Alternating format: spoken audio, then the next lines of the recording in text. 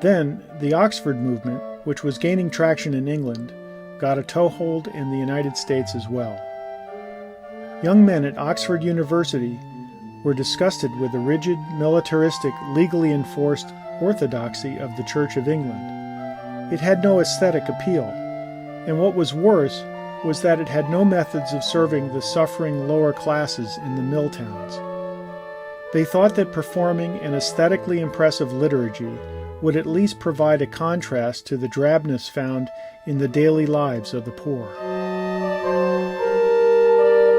The Oxford movement was a reevaluation of the nature of Anglicanism, seeing it as more Catholic than Protestant in its identity and heritage, emphasizing the continuity between Anglicanism and the medieval Roman Catholic Church.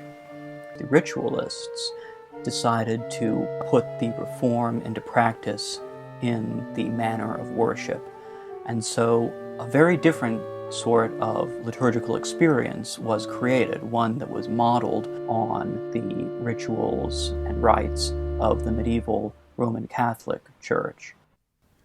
With the Industrial Revolution in full swing, debates on just wages, infant mortality, and working conditions stemmed partly from the Oxford movement.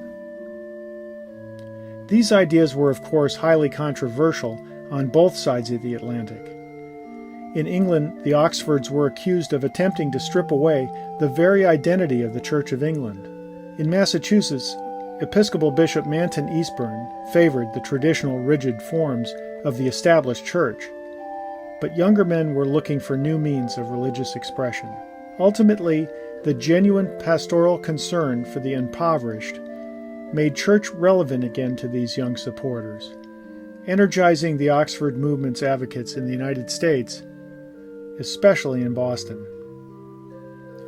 These new ideas were the catalyst for a radical new kind of Episcopal church, the Church of the Advent, on Beacon Hill. Designed as a free church to serve the poor, it was furnished with an altar cross, candles, and flowers.